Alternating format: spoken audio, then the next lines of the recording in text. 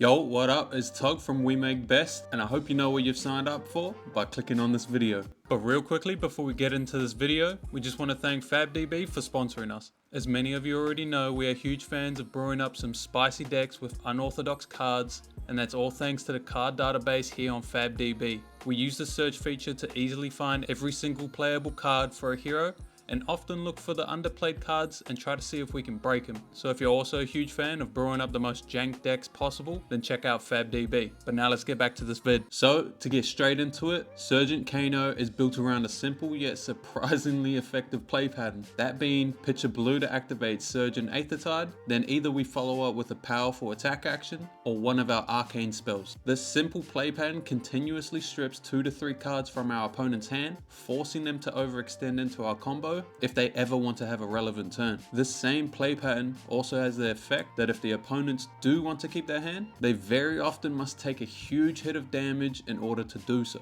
meaning very often our opponents are sub 20 health before we even need to combo, meaning that even if the opponent does keep a card in their hand, we're probably going to kill them through their AB3 anyway. If I had to sum this deck up in one paragraph, I'd say this deck feels a lot like how Iyslander feels, in the sense that we're presenting massive attacks to chip damage and strip cards from the opponent to then allow us to threaten the opponent in their own turn with our Stormstriders combo. The big difference here obviously is we don't have access to the powerful ice disruption like Iyslander. We instead trade that for a 30 damage combo. So let's go over the exciting part first, that being the attack actions. So the attack actions that we decide to run are 3 Command and Conquers, 3 Enlightened Strikes, 3 Life for a Life, 3 Scar for a Scar in the main, and then we have 2 Adrenaline Rush, 3 Erase Face, and 2 Vipox in the sideboard.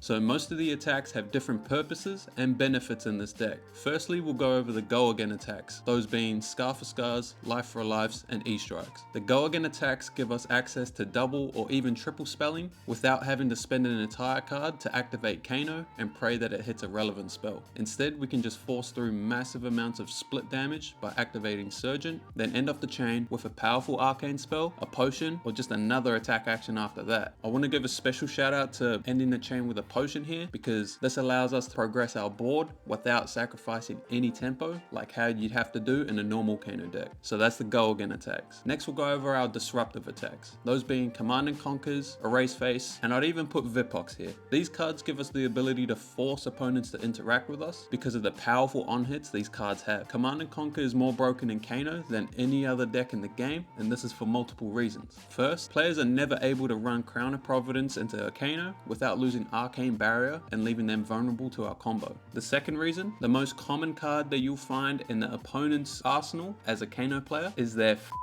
Oasis, which is the bane of our combo. So for obvious reasons, if Command and Conquer ever gets a hit, more often than not, you're going to be destroying their Oasis Respite, clearing the way for our combo turn. Then third, the opponent is forced to give us 2 cards from hand to not let this stuff happen, which is just another upside that is pushed to the max due to us playing Surgent and because we're a Kano deck. To explain, say we do the simple line of activate Surgent, the opponent ABs it with 2 floating, and then we just follow up with a Command and Conquer. This forces another 2 cards from the opponent, leaving them with 1 card in hand maximum, meaning if they want to play anything on their turn, they run the risk of dying on the spot. So more often than not, they're forced to just pass the turn right back to us, allowing us to play another 5 card hand and continue the trend. And the same thing happens with all of these whenever we bring in Erase Face when it's relevant. Then to talk over Vipox, it's obviously a little bit different. The main reason we found ourselves on Vipox, that being the first reason I explained for the Command and Conquer, our opponents are forced to run Null Rune equipment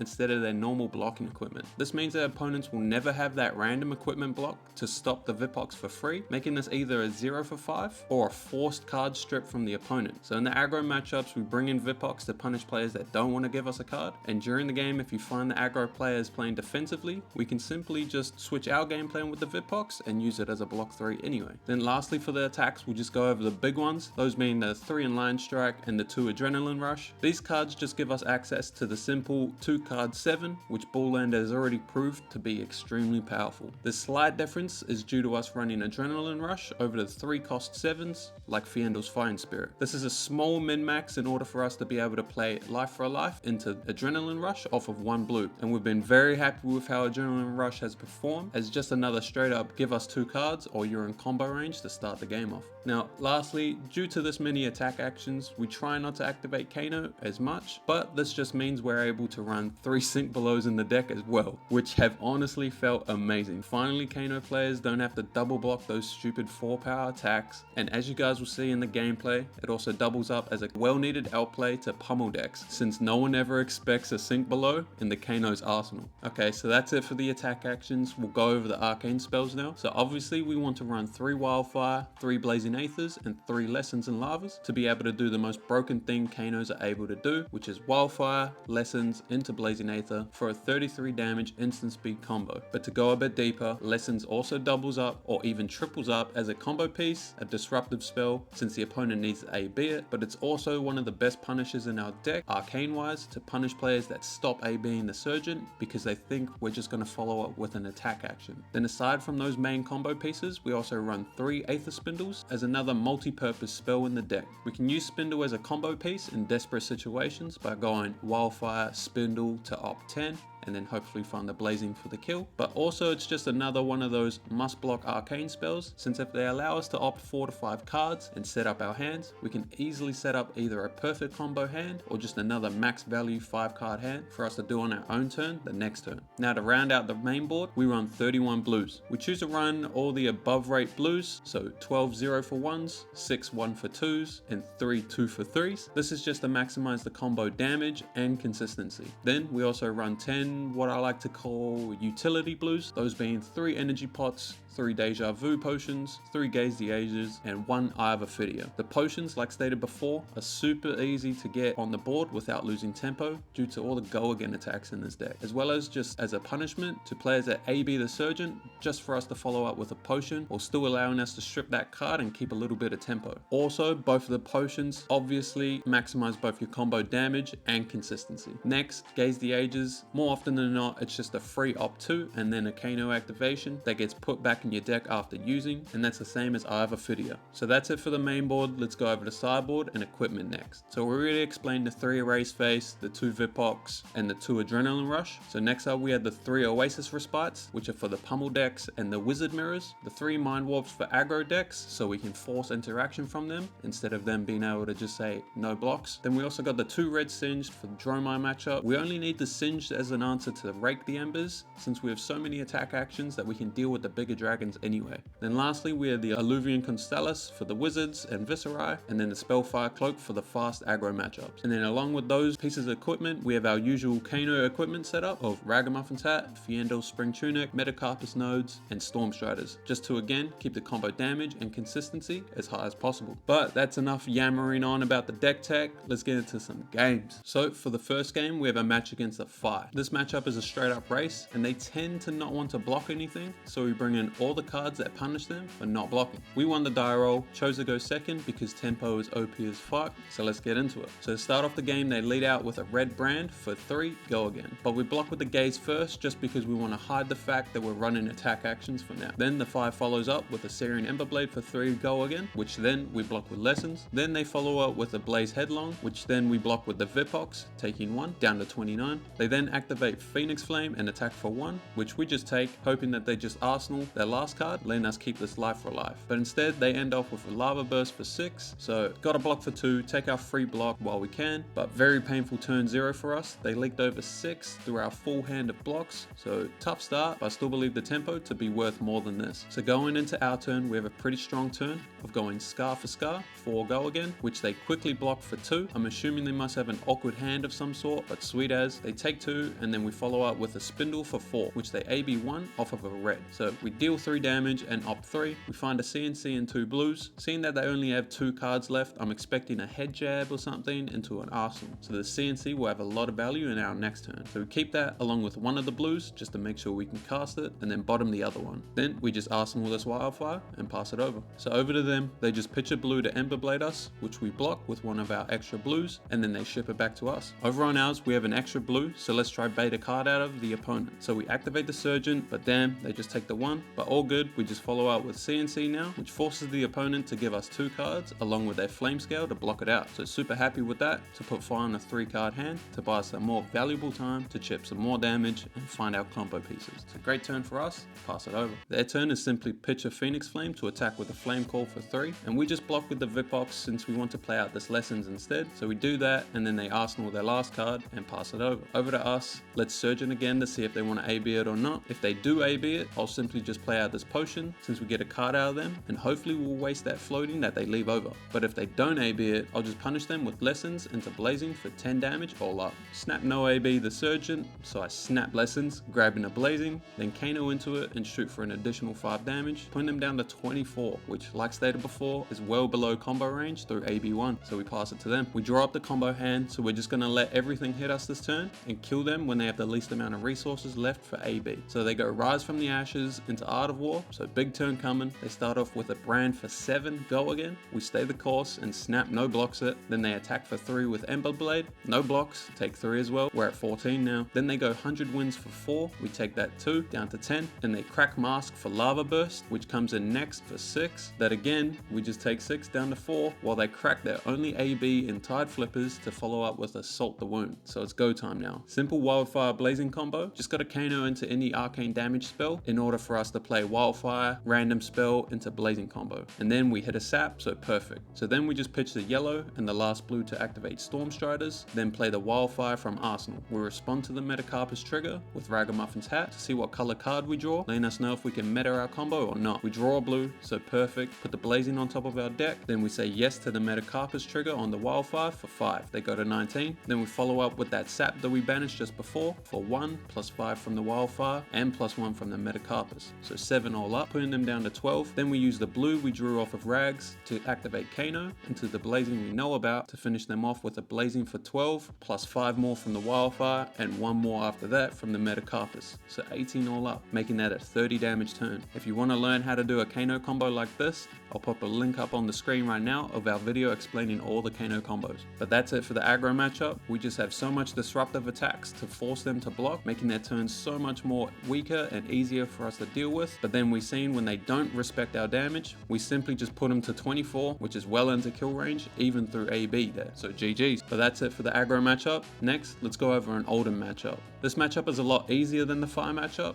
All we're doing is trying to get all of our potions and our attacks out of our deck through the first cycle, while continuously stripping the Oldhim's hand, not letting them ever get a real turn. All while we pitch stack a Wildfire combo for the second cycle of our deck. So getting into it, same thing. I won the die roll, chose to go second since I'm addicted to tempo. They lead off with a red Chokeslam for 8 with 2 floating. Not scared of a pummel because I'll just activate Kano in response. So block with 3 cards for 9, holding the E-Pot since like I said earlier, I just want to get the potions out early. They don't have the pummel, so perfect. Take 0, they Arsenal, pass it to us. Our turn, very simple. We have an E-Pot that we want to get out ASAP. We also have a Wildfire, so we can immediately start our pitch stack count, and also one of the most perfect Arsenal targets in the Oasis, allowing us to counter any CNC pummels that come our way this game. So easy turn, pitch into the Surgent, they pitch a blue to AB it, then we just play out our potion and pass. Nice to get a card out of them while developing our board. Over on theirs, they must have had a lot of reds since they just attack for 4 with Titan's Fist, which we just throw the Wildfire in front to block 3, taking 1 down to 29. Then they Arsenal pass to us. Our turn, looking very good. We pitch the eye to activate Surgent for 1, but first we opt 2. We see a Gaze and a CNC. We put the Gaze to the bottom to go with our Wildfire and our blue at the bottom of our deck already, and leave the CNC on top. The opponent ABs the Surgent with a blue. We follow up with a Scarf for 4. They activate their crown and give us a 3 block, blocking it out, and we end our chain off with another potion. So another decent turn. We strip 2 cards from the Oldhim while developing our board and continuing to stack our Wildfire combo on the bottom of our deck. Super happy with the start, and we just pass it over. So over to Oldhim, only have 3 cards, so they just attack for 4 with a hammer again. We have a very nice 4-card hand, so I choose to take this 4, use our life as a resource, down to 25, and then they just pass it back. Over on our turn, I lead off with E-Strike for 5, go again. I have to put this Oasis on the bottom of my deck, right in the middle of our combo pitch stack, but I knew it would be alright since it's right next to an Eye of Ophidia and Gaze to let me opt it away anyways. Oldhim activates Tunic to activate Crown, and then blocks for 4 in total, taking 1 down to 39 from the E-Strike. Then we just follow up with a CNC for 6, which they quickly block out with 2 3-blocks. Happy to once again strip their whole hand, pass it over now with the extra safety of Tunic Oasis up as well. So over to them, they either had 2 reds in hand or just scared of our combo due to our potions and Tunic up, so they just pass it back. So back to us again, we got another nice hand. Here I want to pitch this Blazing to go into the Wildfire stack at the bottom of our deck. So I pitch a blue to Surgent, which they AB off with a blue, then I follow up for 7 with an Adrenaline Rush, pitching the Blazing. Here they activate Crown and put 2 3-blocks in front. A Kano before the damage step in case I hit a 1-cost 2 damage wizard spell to eat the Crown negation and go over their floating AB. Unlucky we hit a Spindle instead, so we just leave it there, and once again we're happy to strip 3 cards and progress our pitch stack, so we pass it over. Once again, they just move to Arsenal with 2 cards in hand, in fear of our combo probably, not realizing we're actually stacking the combo right under their nose, so we just let them Arsenal and let them pass it back to us. So over to us, we have an awkward hand of 4 reds. I choose to pitch the Spindle because it would be a nice card to put with our Wildfire and Blazing in our pitch stack, along with still allowing me to present a relevant turn of Life for a Life into a Life for a Life. So the Oldhim crowns and blocks for 3 on the first one, then Oasis respites the second one with the floating resource. Not bad, strip 3 cards again and got an Oasis out of them. Pass it to them. Once again, their turn's stuffed because we stripped their hand, so they just Arsenal, pass it back to us. Our turn, another pretty awkward hand with only 1 blue, so we have to pitch the Quickening and the Oasis to Surgent. We don't mind what we're pitching now because we've already set up our God stack, so just need to race through our deck to get there. So yep, pitch the reds to Surgent, they AB1 with 2 floating, then we just play out our Spindle for 4, and they go Crown and AB3 to block it all out, then pass it over. So over on their turn, they play the infamous 3-card hand of CNC, 1 floating, and Tunic up. So I'm expecting the pummel, so we block for 6 on it. Then just as we predicted, they activate Tunic to cast the red pummel, and this is why I put Oasis in the deck. So we just activate Tunic, Oasis, the CNC, completely negating out their best turn yet, and even gaining a life after it. Huge. Now they have no Arsenal either, and just pass it back to us. So our turn is simple, just play out the potion, Arsenal this Lessons, and keep the threat of a combo on the Oldhim's turn, so we pass it over. Their turn is just pitch to Spinal Crush us for 9. Very simple.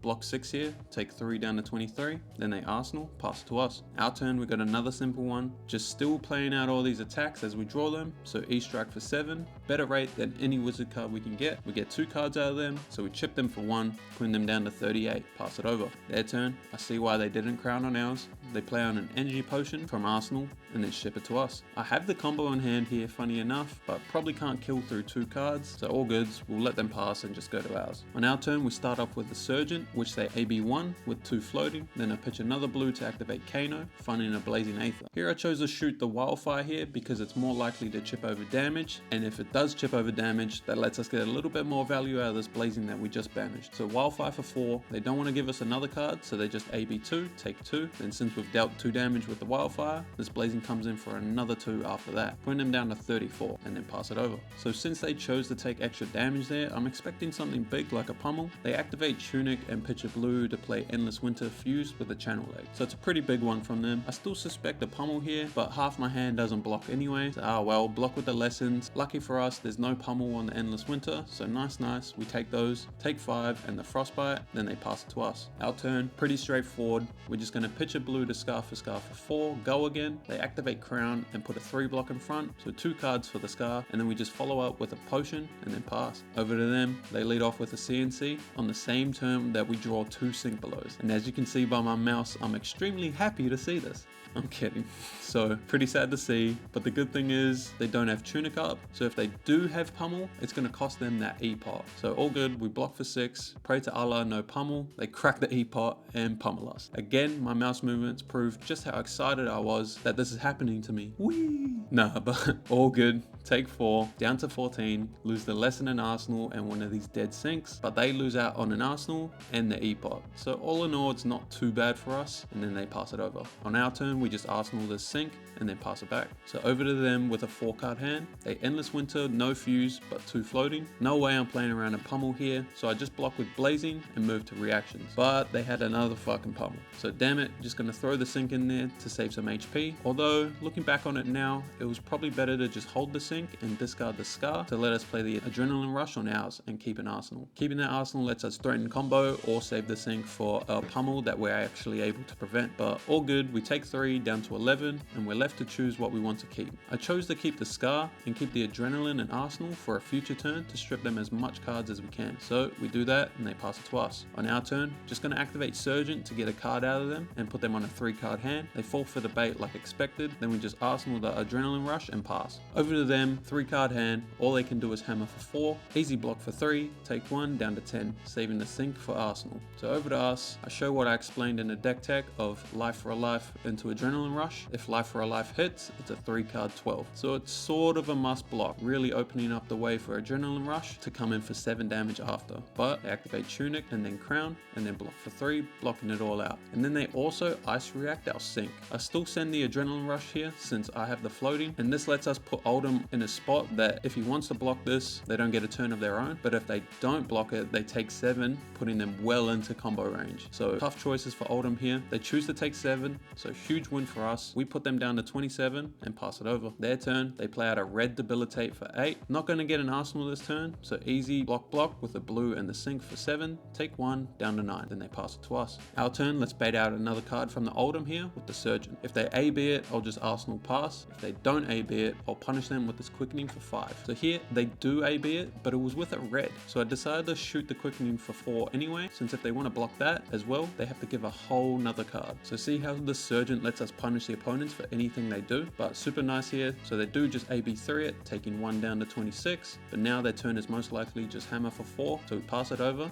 and let's see. And then like expected, hammer for 4. And oh, would you look at that? Since this is the 4th Wildfire we've seen this game, we know this is the stacked one with the blues and the blazing just below it. But also there's that pesky Oasis Respite somewhere on the top of our deck that we had to pitch earlier. So just keep that in mind. But anyways, back to the hammer, just block it for 3, taking 1 down to 8, and then Arsenal pass it over. Our turn, very simple, just CNC to strip 2 cards, Arsenal this Wildfire while we're looking for the combo next turn. Their turn, they activate Tunic to attack with Endless Winter for lethal. 1 card in hand, so it's go time for us. First things first, let's use this eye to go find the blazing on top of our deck somewhere. We opt to seeing 2 blues, so we bottom both because we know the blazing is just under them. We find the blazing and then banish it. Now all I want to do is empty our hand to just Oasis so we can activate Ragamuffins, use the effect to put Oasis on the bottom of our deck while swapping it for the Eye of Ophidia. So here we're going to activate Storm Striders with a blue, 2 floating, respond to that with activating Potion of Deja Vu, putting the Gaze on top and then the Eye on top of that. Now we let the Storm Striders resolve, shoot the Wildfire